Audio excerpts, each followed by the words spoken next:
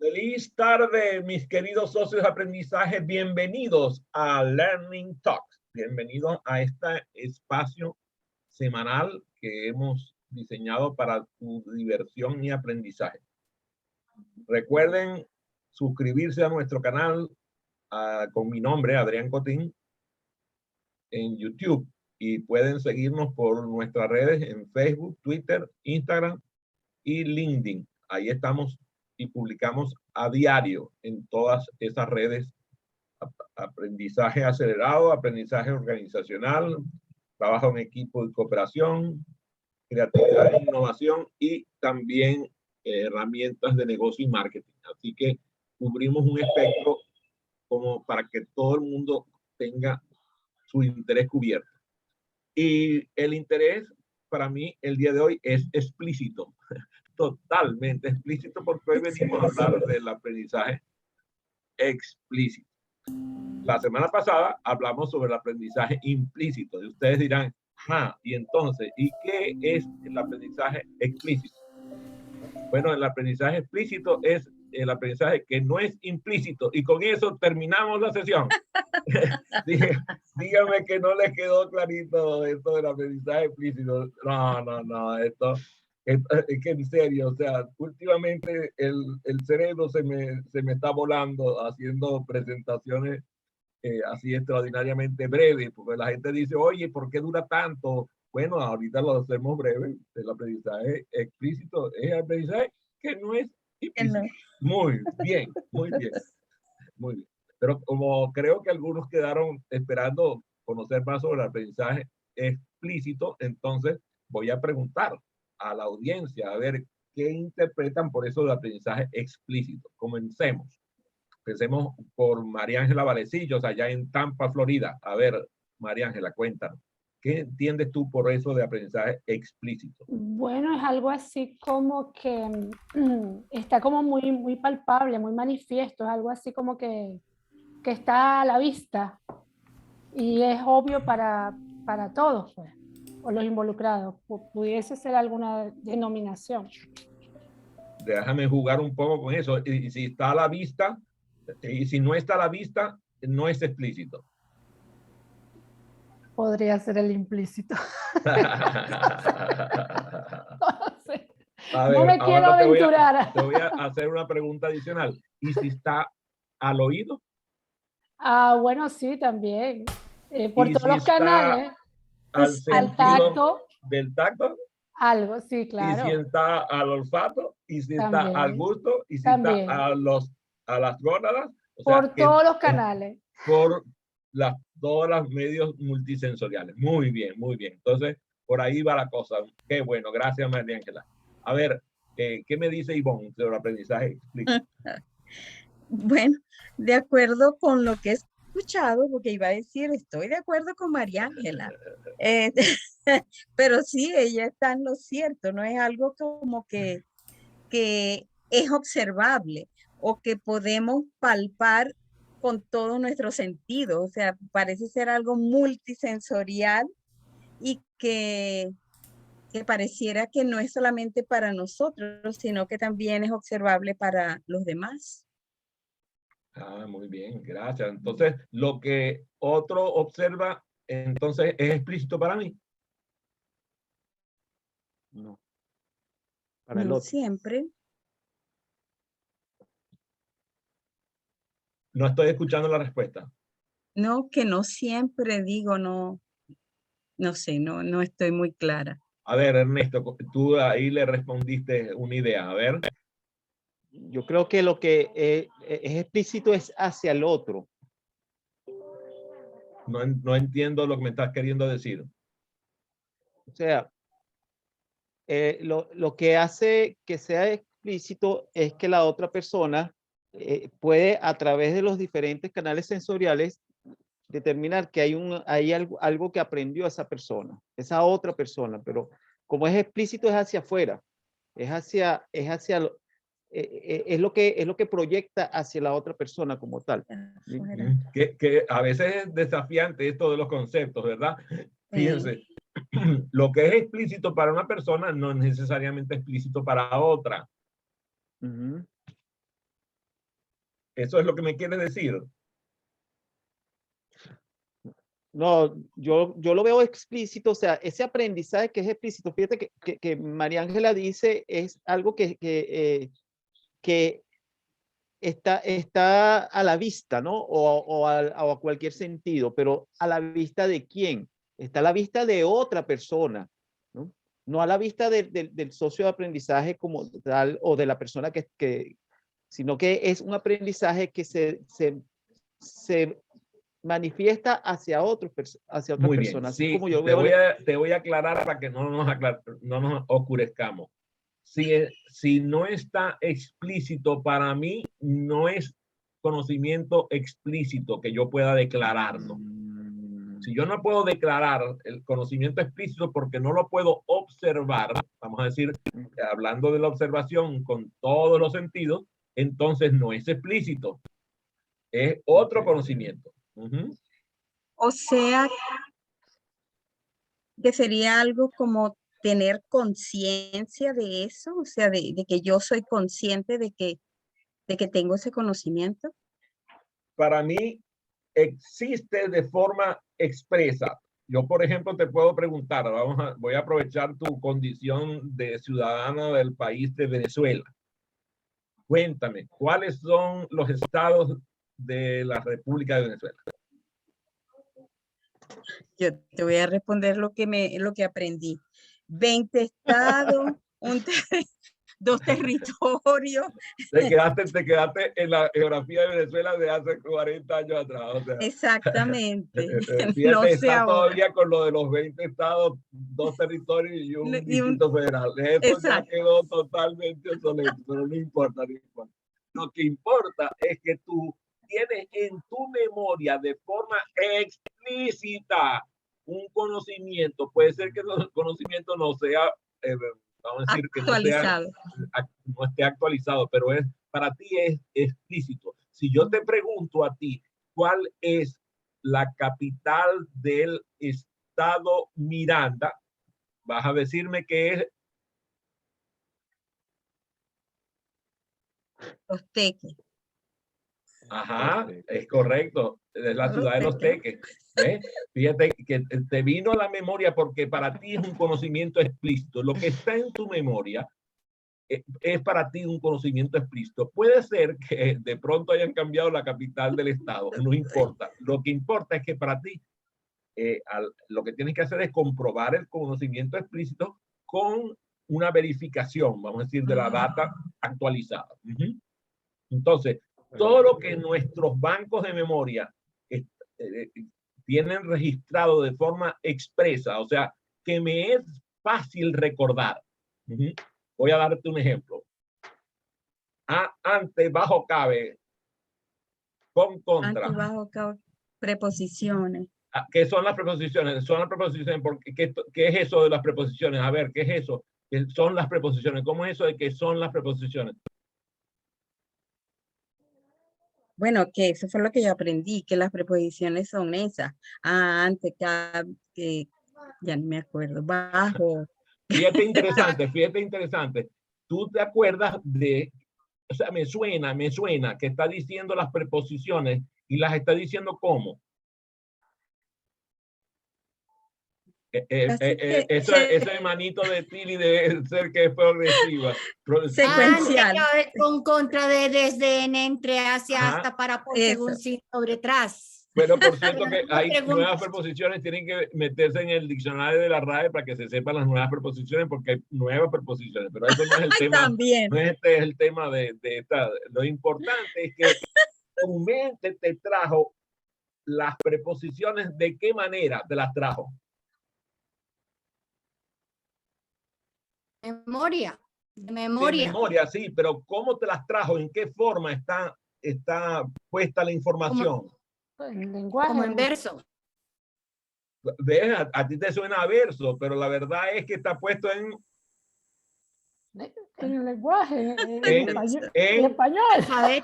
En orden alfabético, está en orden alfabético progresivo. ¿En serio? Desde la A, claro que fíjate sí. qué interesante. Sí, María Ángela. Ha repetido las preposiciones incluso en el pasado, las ha repetido, pero para ella no era un conocimiento explícito que estaban puestos en orden alfabético. No, por no le eso había- hacia adelante. No le había prestado Qué atención a eso. maravilla, qué maravilla. Nos acaba de dar una demostración de cómo un concepto por método de asociación, porque eso es lo que hacemos cuando repetimos las preposiciones en orden alfabético. Si yo te dijera que me dijeras las preposiciones en orden alfabético inverso, te costaría un esfuerzo adicional. Y si Claro. te dijera que me pusiera las preposiciones en un orden que no sea alfabético, ya vas a ver que te vas a dejar atrás varios de las preposiciones. Porque tú lo tienes metido con un método de asociación que conecta una información con la otra y se convierte en explícito por eso. Es independiente, tiene que ver con una lógica, La lógica hace que tú vengas y conviertas un conocimiento por vía asociación, un conocimiento que es del tipo explícito, que de otra manera te resulta harto difícil. Si yo te digo, por ejemplo, al árbol debemos solícito amor. Amor.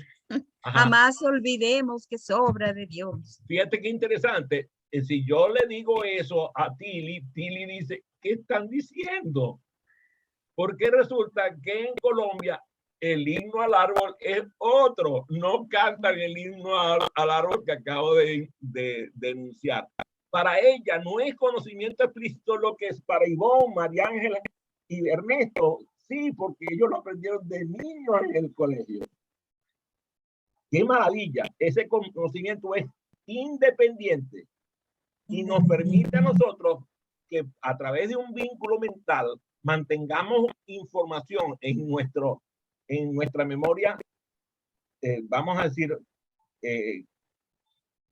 nuestra memoria viva, de tal manera de que nos es fácil recordar. Con solo oír la primera frase, al árbol debemos solícito amor, te acordaste de la canción, incluso te acordaste hasta de la música. Oh. A ver, ¿cómo era la música? Al árbol árbol debemos solícito solícito amor. Ahí está, ¿ves? Vino la letra, vino la música de una canción que probablemente tenía 30, 40, 50 años sin escuchar. Entonces, en los bancos de memoria se reside ese conocimiento que es el conocimiento explícito, que es digamos, accesible a la memoria por mucho tiempo, sobre todo cuando lo has aprendido de una forma divertida o incluso puede ser que lo hayas aprendido con dolor, con sufrimiento, puede ser, y te lo hicieron aprender a palos, como muchas personas aprenden algunas cosas que tristemente lo aprenden de forma muy fea y se almacena en su memoria por un recuerdo emocional distinto al deseable por nosotros. Por ejemplo, muchos de ustedes hablan un idioma extranjero. En el caso que yo conozco, sé que Tilly, María Ángela, Ivonne dominan el idioma inglés, que Ernesto lo está dominando, María Ángela está diciendo que más o menos. Entonces, hay palabras, hay palabras, aquí viene. Lápiz, pencil.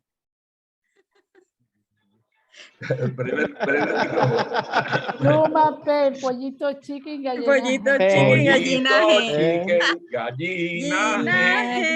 Lápiz, pencil y pluma, ahí está, ¿ves? Ese conocimiento está grabado en la memoria de los niños. No hablarán inglés, pero ¿cómo se sabe la canción de Pollito Chicken? En este caso, las conexiones que se producen es porque el almacenamiento llega a ser de un tan largo plazo que prácticamente podemos decir que cuando nosotros estemos como viejitos chochos, ya tú sabes, en las últimas, nos llegue nuestro bisnieto de decirnos, a ver, Pollito Chicken, gallina y va a decir, lápiz, y pluma, eso es lo importante. Pero Pero si vieron la de Open English, entonces van a decir que repollo es re-chicken. Ay, sí. Claro, una publicidad que se burlaba de un sistema que se llama OpenAI. Entonces, el método de asociación logra que nosotros tengamos en la memoria enormes cantidades de información que es explícita para nosotros. Por ejemplo, si a alguien, por ejemplo, le interesó, como en el caso de María Ángela, que le interesó la biología, que seguramente fue una materia que ella le trajo la atención, porque yo me supongo que después ese interés por la ciencia de la salud están conectados con su interés primario con la biología. ¿Es así, María Ángela? Sí, sí, exactamente. Entonces, a ver, dime algo de memoria, algo que aprendiste de memoria de un procedimiento en el área dental, algo que te acuerdas de memoria, te acuerdas así, tú sabes, como que lo puedes repetir así como Bipito y Bobote. ¿Tú sabes lo que es Bipito? Sí, pero ahorita me agarraste así como que fría. Tío. No, no puede ser. Bipito y Bobote. ¿Te acuerdas de Bipito y Bobote? ¿Ustedes No, se yo no acuerdan de sé. Bipito y Bobote? No, yo no Bipito sé. y Bobote, volumen inicial, presión inicial por temperatura final es igual a volumen final, presión final por temperatura inicial. Bipito y Bobote. O sea, No. ese elemento mnemotécnico quedó instalado en mí por la frecuencia con la cual lo utilicé durante los años del bachillerato, donde estudiábamos la materia de física o la de química, también se veía en química. La ecuación de los gases. Es la ecuación de los gases. Vamos a decir que te voy a perdonar, te voy a perdonar porque ni siquiera te llamas, te acuerdas de la ley que era, la ley. Fue tantas veces que te lo dijeron que tenía que recordar el conocimiento físico. Entonces, para pero nosotros, esa no es la de los fluidos, la de los fluidos. Ese fluido. hermano, voy a decírtela. Conservación de energía. No sigas. Entonces, cuando nosotros hacemos una búsqueda dirigida a nuestra memoria para que la información que nos es relevante, porque por ejemplo, cuando estamos hablando un idioma que no es el nuestro materno, tenemos que seleccionar el vocabulario del vocabulario activo que nosotros tenemos, pero también tenemos el vocabulario pasivo. Una persona que domina un idioma de una forma, digamos, somera, maneja 5.000 palabras, 5.000 palabras. Con 5.000 palabras, una persona puede sostener una conversación en un idioma extranjero. Y si esa persona estudia y lee y escribe en el idioma, entonces ya tiene aproximadamente 25.000 personas en su vocabulario pasivo.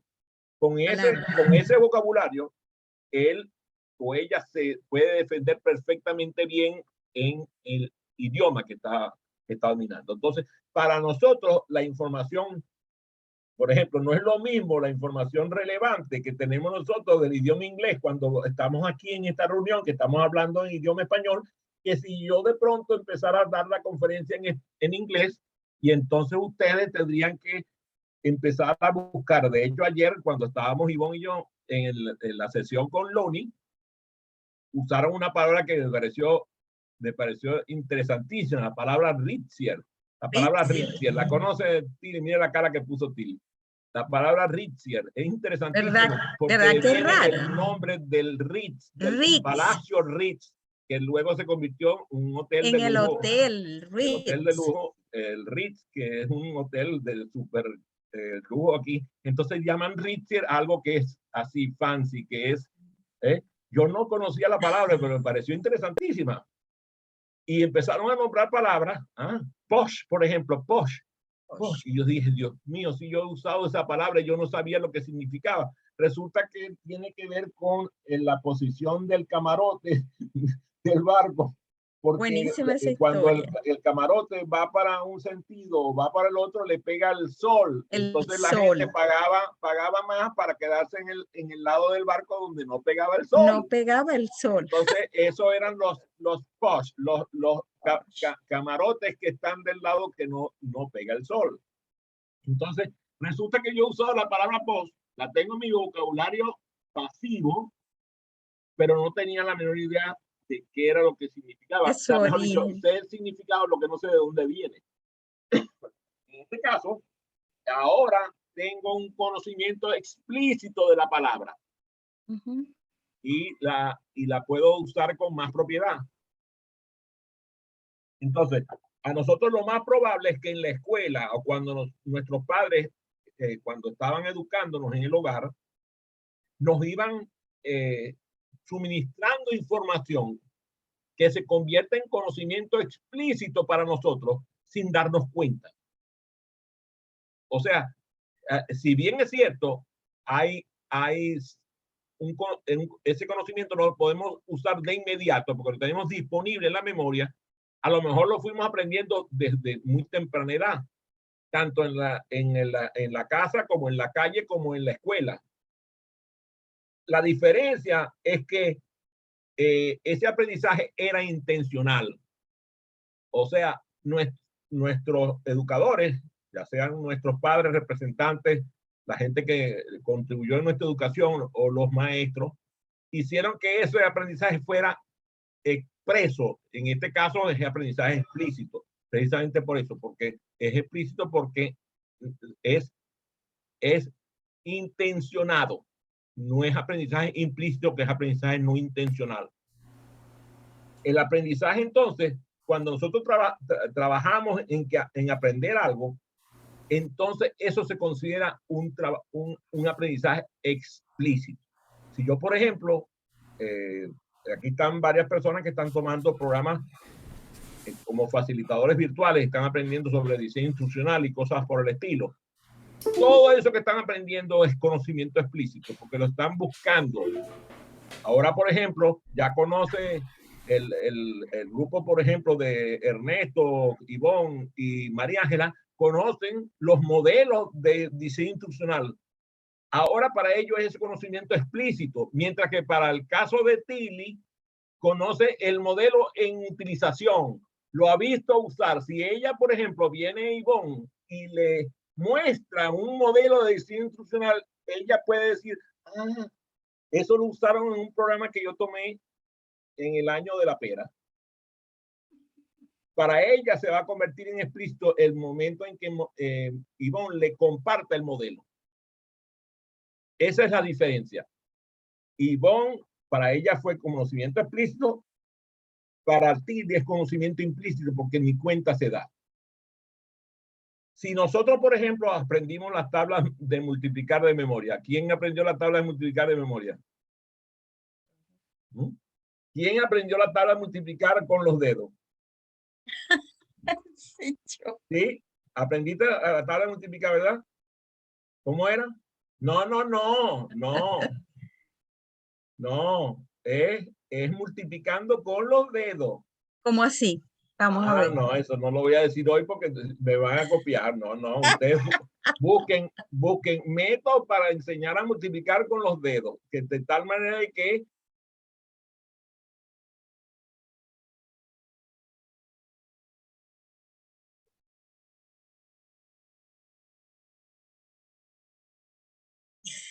La cara de María. ahí te están gozando ahí.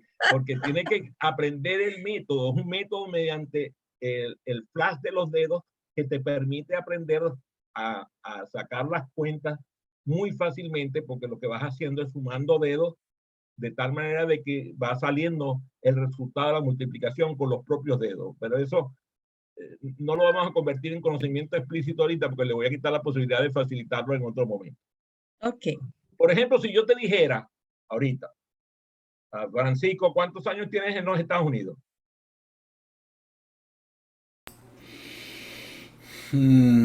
7 años. Dime cuántos estados tiene la Unión Americana. 53. 50 y qué? No, 53, no, 51 creo. Ya cambió de 53 a 50, 51. Muy interesante, ¿verdad? O sea, para él, fíjate, como no nació en los Estados Unidos, el conocimiento de la repartición político-territorial del país no es expresa. Si una persona nace en los Estados Unidos y lo educan bien, normalmente es capaz de decir la respuesta de cuántos estados de la Unión. Incluso lo he visto a niños de muy temprana edad que se saben los nombres de los estados con sus capitales. Es un desafío importante porque son un montón de nombres. Además, ¿cuál es la capital del estado de la Florida, Francisco? Tallahassee. ¿Y cómo sabes eso? Bueno, porque lo aprendí. No, lo sabes porque tú haces documentos legales acá y lo tienes que enviar. Lo tienes que enviar para estudiando. Yo si hubiera preguntado a Ernesto cuál es la capital del estado de la Florida, no me hubiera contestado Tallahassee, porque ni siquiera sabía que hay una ciudad que se llama Tallahassee. Ver la cara del reto. Entonces, para él no es conocimiento explícito, para Francisco sí, porque lo aprendió por el tipo de actividad que realiza. Pero si yo le digo, por ejemplo, que me diga cuál es la capital de Minnesota, probablemente empiece a pistonear. No, Minneapolis. Ajá, ¿y la capital de Georgia? Atlanta. ¿Estás seguro? Sí, sí, wow. ¿Es Atlanta? Sí. Yo creo que sí. Sí, es Atlanta. ¿Estás segura? Claro que sí. ¿Estás segura? Segura, así de apuesta y todo, pues. Sí, María Ángela hace así, como diciendo, dale, apuesta. Dale.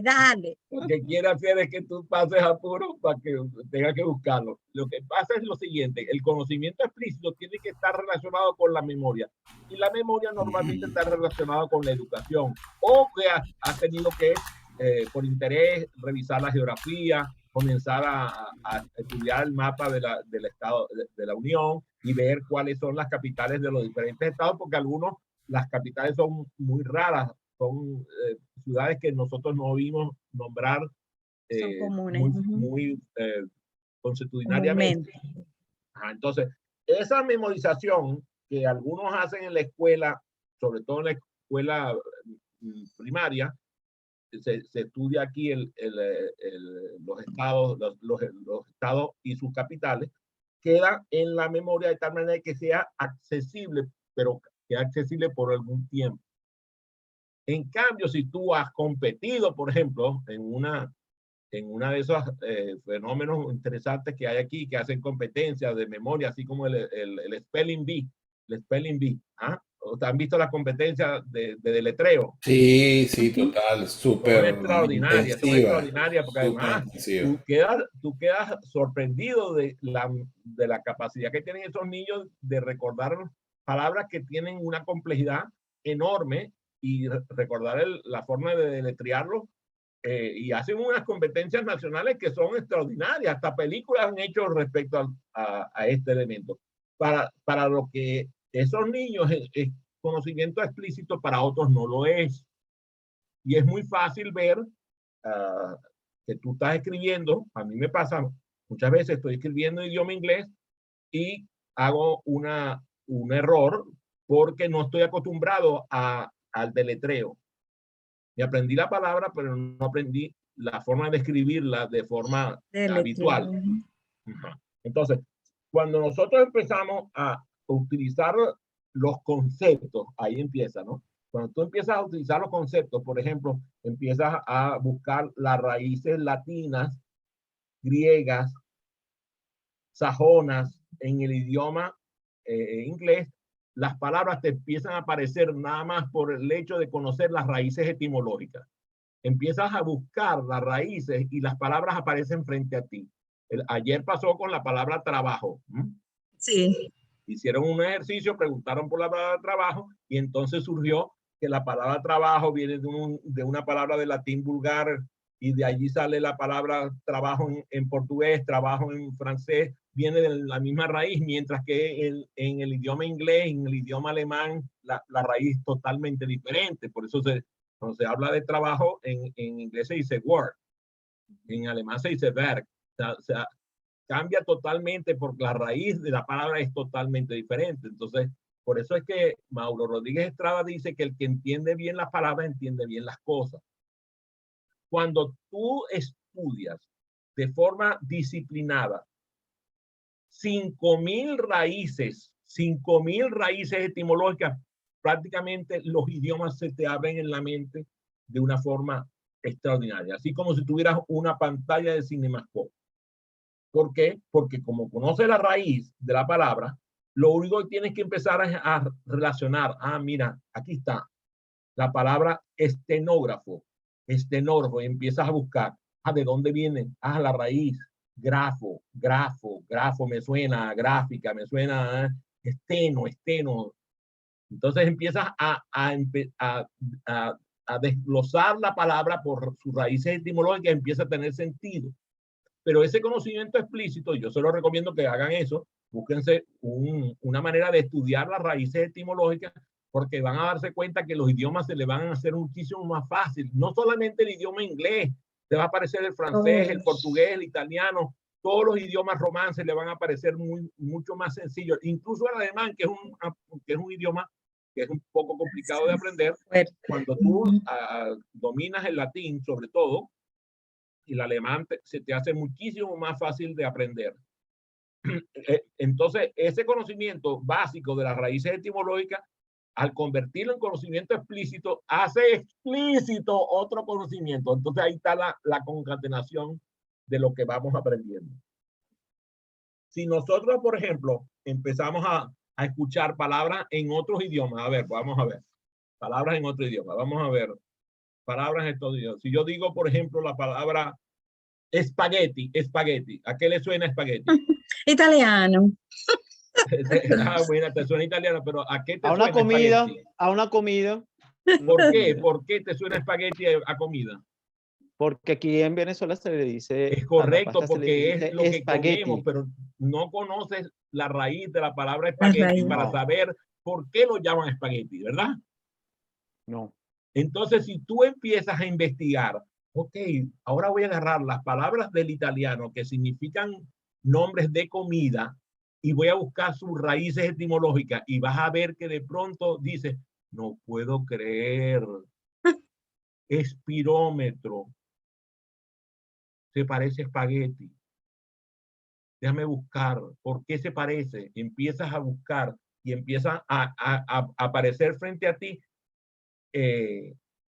como elementos que hacen vínculo de una palabra con otra. Incluso a mí me pasaba, creo que le pasó a Francisco, creo que lo hablé ya con Francisco esto, que cuando tú llegas allá a Polonia y te vas montando en los colectivos, en los autobuses, en el tren, en lo que sea que te montes, y oye a la gente hablando, tú pescas las palabras en polaco y tú piensas que son una palabra en español, porque dices, esas palabras suenan muy Te parecidas suenan. y resulta que no tienen nada que ver. Pero cuando alguien viene y te dice el significado de la palabra en polaco, empiezas a encontrar sentido en lo que vas escuchando. Eso pasa, entonces por eso es que hacemos en el aprendizaje de idioma, tenemos que utilizar la asociación, la lógica conceptual, para que puedan tener métodos multisensoriales que nos permitan codificar y decodificar la información, porque eso es realmente lo que estamos haciendo cuando aprendemos un idioma. Aprendemos a decodificar los sonidos que nos están llegando. El aprendizaje intencional que nosotros realizamos de los idiomas empieza a residir en nuestra memoria y esa concatenación de nuestro banco de memoria nos va permitiendo que nosotros podamos repetir información que nosotros deseamos. A ver, ¿quién se aprendió una canción con la letra en inglés perfectamente cantada, pero no sabía lo que estaba diciendo? Y para que no nos quedemos con la duda del espagueti, el significado es cordón fino. Ajá, ajá. ¿Y qué Por tiene la que ver forma. con espagueti entonces? La forma. Fíjate qué interesante, ¿verdad? Entonces de pronto tú vienes y oyes la palabra utilizada de una forma, vamos a decir, derivada. A ver, pon ahí la palabra espagueti para que diga palabras relacionadas con la palabra espagueti. A ver, palabras que se relacionan con la palabra espagueti, para que veas para que veas lo que te va a decir el San Google. Te va a hacer explícita algunas cosas que tú ni siquiera te las imaginas. Ernesto, ahora cuando vayas a pedir un restaurante dices, por favor, deme un cordón fino a la boloñesa. Bueno, se oye más fino que Sí, espagueti. No, claro. definitivamente. Sin duda. Eso lo hagan a punto. Cuando tú te aprendes las cosas de memoria, hay gente que le tiene asco a la memoria. A mí no. A mí me encanta aprenderme las cosas de memoria, pero no por aprenderme memoria por repetición, sino por diversión, por diversión. Yo me acuerdo, yo estaba chiquito, papá todavía no hablábamos inglés en el hogar, porque él quería que habláramos bien español, y entonces yo empezaba, when I find myself in time of trouble, Mother Mary comes to me. Yo no tenía la menor idea de lo que estaba diciendo, pero me cantaba la canción de los Beatles perfecta, que la gente dice, ay, ese muchacho se habla bonito el inglés. No hablaba inglés nada, era simplemente que repetía la letra. La memoria, tenía memoria auditiva. Y me aprendía las canciones. Y yo me acuerdo que cuando yo me aprendía, por ejemplo, avec ma gueule du métec, de différents, de pas grec, et monsieur Bess, 80. Y de ahí, ese muchacho habla francés perfecto. No, yo me había aprendido la canción de Demi Rousseau de memoria. Y claro, después con el tiempo fui convirtiendo el conocimiento que era, no era expreso para mí, lo fui convirtiendo en conocimiento explícito cuando supe los significados de lo que estaba diciendo en el idioma original. Entonces, vincular la nueva información con la información que ya tengo dentro de la memoria convierte el nuevo conocimiento en aprendizaje explícito. Eso es como aprendizaje significativo, ¿no? Digamos que ocurre de una manera significativa para el estudiante, porque definitivamente al encontrarle sentido y objeto a lo que está aprendiendo, entonces quiere aprender más. Si yo puedo recordar más fácil la información, por ejemplo, si yo me acuerdo cuando yo me aprendí las tablas de multiplicar, yo andaba por la calle y andaba sacando cuentas. Sacaba cuenta. Por ejemplo, en Maracaibo, ustedes saben, la nomenclatura de la ciudad de Maracaibo era perfecta. Era un cuadrado muy bien trazado, era facilísimo. Yo, por ejemplo, vivía en la avenida 8, número 74-25. ¿Qué significaba eso, Ivonne? ¿Qué significaba eso? A ver si te acuerdas. Vivía en la avenida 8, número 74-25. No te acuerdas ya, ¿verdad? Yo sí me acuerdo. A ver, María Ángela, la puerta de tu casa estaba a 25 metros de la calle 74. La calle 74, eso era. Wow. Tú venías por la avenida 8, y entonces la puerta de mi casa quedaba a 25 metros de la esquina de la calle 74. ¿Y qué venía en la cuadra anterior a la cuadra de la calle 74? ¿Qué crees tú que venía? Ivonne, no vas a decir tú, Mariana. ¿Qué venía en la cuadra anterior a la calle 74? La calle 73, ¿no? No, venía la 75, porque resulta que las calles en Maracaibo se trazan desde la avenida 5 de Julio y la avenida en Milagro, creciendo hacia el norte, hacia el sur y hacia el este y al oeste.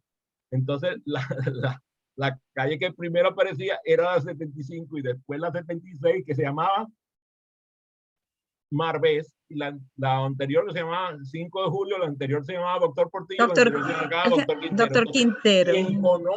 Quien no conoce la ciudad de Maracaibo, oye aquello y se confunde porque dice, ¿cómo es que la calle 79 se llama Doctor Quintero? Claro, te decían 70, te decían, vete a la calle Doctor Quintero, y tú dices, ¿qué calle es Doctor Quintero? Claro, porque era la calle 79, pero tenía nombre, entonces la gente se aprendía el nombre de la calle y el número. A veces sabían el número y no el nombre, a veces sabían el nombre y no el número. Hay pocas personas que se sabían las dos cosas. Entonces, dar una dirección en Maracaibo es facilísimo. Puedes encontrar fácilmente la calle caminando, alejándote de la avenida 5 de Julio o acercándote o alejándote de la avenida El Milagro, que además no es la avenida 1, es la avenida 2. La avenida 1 de Maracaibo es una avenida muy corta que queda en el centro de la ciudad. De hecho, yo creo que María jamás transitó por la avenida 1. ¿No era donde estaba el mercado? El mercado Ese de Maracaibo, ¿no? No, Entonces, estaba el Hospital de los Locos.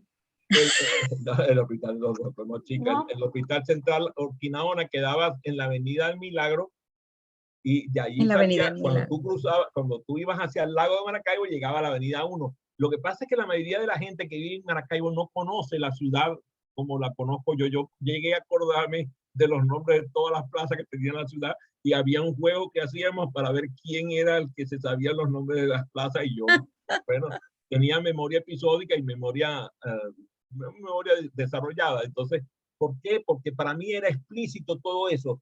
Me acostumbré. Me pasa cuando voy a la ciudad de Miami, me acuerdo de los detalles de la ciudad porque yo salía en el auto a perderme en la ciudad y me aprendí la ciudad de memoria. Ahora, claro, ahorita ha crecido tanto la ciudad que probablemente ya no sea tan efectivo mi traslado, pero las cosas básicas de la ciudad de Miami las aprendí porque cuando vivía ahí salía a perderme. Y eso, por ejemplo, yo tengo un sentido de orientación pésimo. Mi mujer, en cambio, parece un GPS.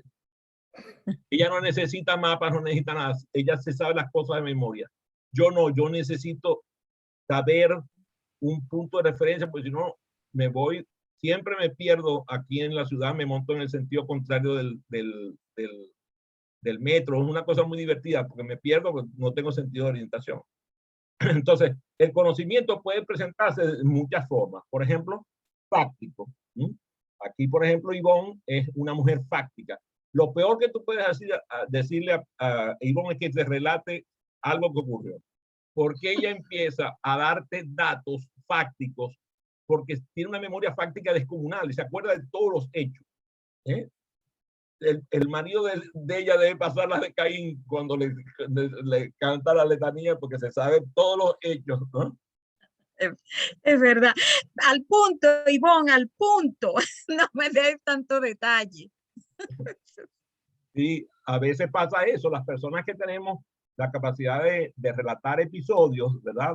De tener memoria fáctica, llega un momento en que hartamos de tanto detalle. Vamos, a corta. Por ejemplo, hay personas así como María Ángela que es muy buena para conceptos, tiene memoria conceptual.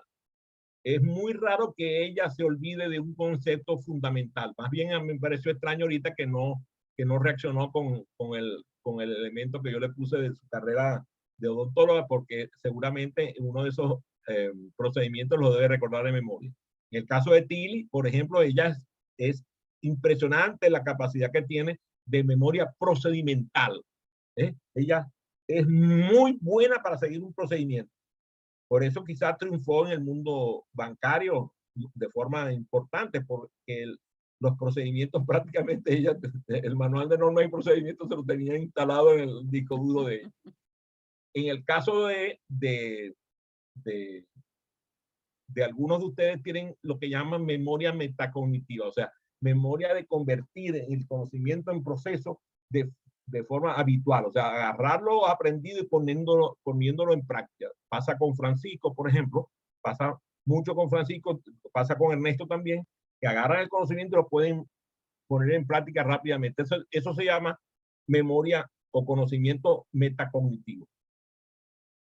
Cuando tenemos conocimientos que se presentan de todas esas formas, mientras más la memoria explícita se esté evocando, el cerebro se acostumbra a tener en memoria de primer plano mucha cantidad de información que después podemos utilizar en lo que estamos resolviendo, los problemas que estamos resolviendo. Significa que nosotros comenzamos a categorizar la información que tenemos en nuestra mente de tal manera de que podamos utilizarla comparando las informaciones nuevas que vamos recibiendo con la información que ya sostenemos.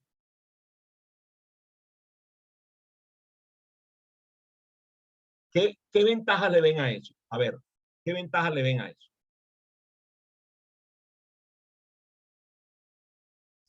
Se aprende mejor porque tenemos una referencia a la cual le está llegando información nueva, entonces se amplía esa información.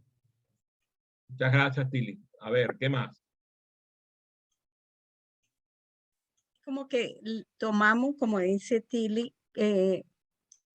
quiero sumar algo allí, es que estoy de acuerdo con todo lo que dice y sumamos eso nuevo que está llegando, lo relacionamos y lo contactamos con esto que teníamos antes, pero ahora como que le damos más significado, actualizamos o tenemos una mejor información de lo que teníamos guardado, algo así. A ver, una contribución adicional.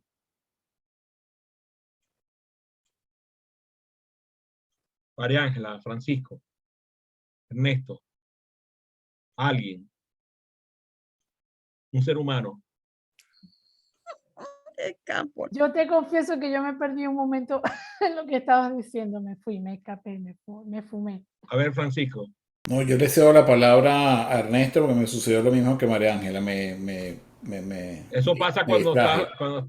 estás viendo para otro lado, ¿eh? Te pasa mucho cuando estás viendo para otro lado. Le estaba escribiendo a María Ángela, entonces. ¿Te Mira, fijas? los dos estudiantes se sabotearon mutuamente. Qué interesante, ¿verdad? El tercero también. Estos estudiantes tremendos en clase. Eso, mira, nosotros somos de los que nos sentábamos atrás, María Ángela. Pasándonos papelitos. No puedo con No, en usted. serio, en Eso serio. es aprendizaje explícito también. Eso también es explícito.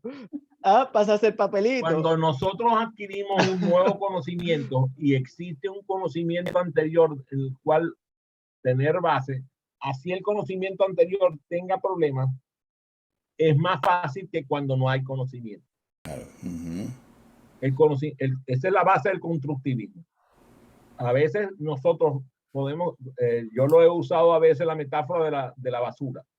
Es más fácil construir sobre la basura que construir sobre el vacío. El vacío. Si una persona no tiene un conocimiento previo, es bastante complicado construir el nuevo conocimiento. Mientras que si tiene un conocimiento así sea errado, es fácil, más fácil construir el conocimiento sobre él. Ayer hacían una prueba, Loni, por ejemplo, con el año de inicio de la Segunda Guerra Mundial. Entonces, de pronto pone la Segunda Guerra Mundial comenzó en el año de 1936. Entonces, él decía, el docente tradicional hubiera dicho esa respuesta es errada. Él decía, al contrario, decía, oye, qué bueno que estás diciendo eso. Me hiciste recordar que en el 36 ocurrió el inicio de la guerra española, La guerra civil española. Pero el hecho es que el año de comienzo de la Segunda Guerra Mundial es el año de 1939. O sea, daba el elemento fáctico correcto o de pronto decía eso de en 1936 comenzó la Guerra Civil Española, pero la Segunda Guerra Mundial comenzó y quedaba en silencio. De pronto uno de los estudiantes contestaba la respuesta correcta. Correcta, sí. Entonces, es más fácil construir el nuevo conocimiento de esa manera. Por más que la respuesta sea incluso totalmente errada. Suponte que hubieran dicho que la Segunda Guerra Mundial comenzó en 1812. Él agarra el conocimiento que está diciendo el estudiante, que está completo y absolutamente errado, lo rescata, preserva la identidad del estudiante, dándole valor a su contribución y luego construye el conocimiento correcto con base en el hecho fáctico correcto. Eso me pareció muy importante de que nosotros lo hiciéramos así. Que por cierto, la Segunda Guerra Mundial comenzó en Polonia. La verdad es que hay autores que señalan que comenzó en 1936. Ayer se lo dije precisamente a Loni, porque en 1936 los alemanes invadieron Rhineland. Cuando invadieron Rhineland fue en 1936. De hecho, hubo protestas graves de parte de Francia y Gran Bretaña por esa invasión. Pero se declara el 1939 por como dice Francisco, por la invasión de Polonia. De Polonia.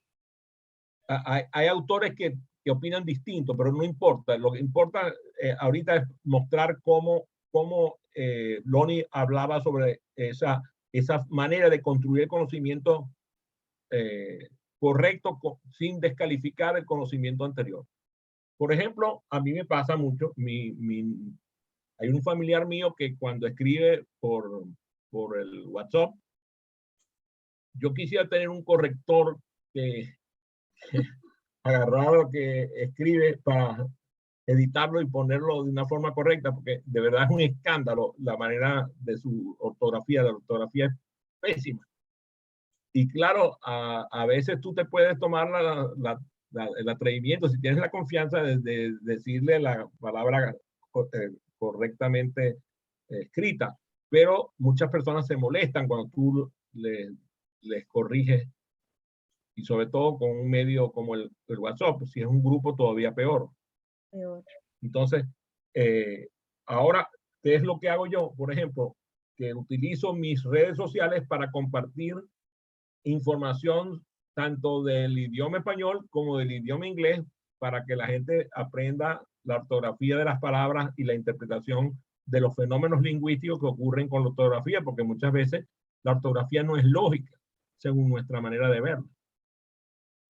Cuando nosotros empezamos a ampliar el conocimiento acerca del idioma, los hechos aparecen frente a nosotros y la ortografía nuestra empieza a mejorar de forma natural. A medida que nosotros aprendemos sobre elementos como, por ejemplo, las ciencias naturales, el arte, la música, cada vez que vamos adquiriendo un nuevo conocimiento, ese conocimiento se convierte en un conocimiento significativo y se hace explícito. Entonces, denme ejemplos ustedes de cosas que han descubierto en esta conversación respecto al conocimiento explícito. A ver, denme algunos ejemplos.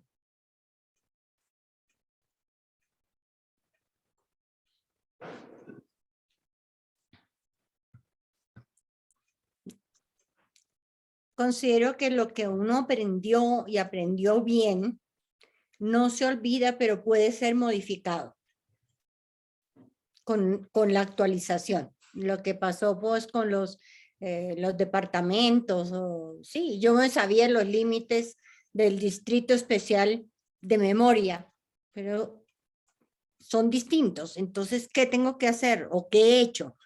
Revisar los nuevos para complementar lo que yo ya tenía y ver la diferencia, y aprendo algo nuevo. Muchas gracias, Tilly. A ver, ¿qué más han descubierto con esto del conocimiento explícito? Mira, a mí me reafirma el hecho de aprender con la emoción y aprender con recursos que nos diviertan. Fíjate que aquí se queda en evidencia que cosas que aprendimos hace 30, 40 años, cuando la aprendimos con música, con canciones en la infancia, pues eso viene automáticamente con algunos márgenes de error, pero ahí vienen nuevamente, ¿no? Y la utilidad, yo aprendí eso de ubicarme en las calles de Maracaibo porque era algo útil e importante para mí, porque yo me perdí en Maracaibo cuando era una niña y me lo enseñaron para que yo aprendiera a ubicarme. Entonces, rescato la palabra que tú usaste de la intencionalidad. Cuando aprendemos con intención, ese conocimiento pues se hace de manera explícita, o ese aprendizaje se hace explícito. Es una de las cosas que me llevo de aquí ahora. Muchas gracias. A ver, Ivonne, Francisco, Ernesto. Bueno, yo diría mi ejemplo con el diseño instruccional. En el Instituto Pedagógico, por supuesto, aprendimos era como muy teórico, ¿no? Y aprendimos, como decíamos ayer, que si las teorías las teorías cognitivas, el constructivismo, ese tipo de cosas, pero no veíamos como dónde está eso, cómo se come eso, ¿no? Y era demasiado teórico. Entonces ahora con unos cursos nuestros de diseño instruccional contigo y Escámpola, es buenísimo porque yo traigo ese conocimiento, oye, de hace 40 años yo me gradué en pedagógico. y yo lo traigo, pero ahora es diferente, porque además de que está actualizado, yo veo cómo se come eso, cómo lo puedo aplicar. Es maravilloso. Es importante que nosotros entonces creemos muchas asociaciones multisensoriales, de tal manera de que la nueva información se conecte con la información anterior y vaya creciendo nuestro banco de memoria. Y mientras más simple, es más explícito. Mientras más simple, es más explícito. O sea, cuando nosotros empezamos a explicar, complicamos. Mientras cuando nosotros empezamos a demostrar, aprendemos. Si nosotros logramos que nuestro cerebro repita la información de forma agradable, de forma simpática. Por eso la repetición es la madre de la maestría. Pero lo que no puede ser es una repetición mecánica, porque la repetición mecánica no permite el aprendizaje. Más bien se aburre y luego de haberlo utilizado se borra. Simplemente no queremos recordarlo ni siquiera. No queremos que vuelva a nuestra memoria. Cada vez que nosotros hacemos mayor cantidad de asociaciones entre los conocimientos que traemos con los conocimientos que adquirimos, nuestra mente crece en posibilidades. Fue un gusto, un placer y un honor compartir con ustedes sobre el aprendizaje explícito. Nos vemos la semana que viene. Recuerden suscribirse al canal de este servidor. Gracias. Hasta mañana.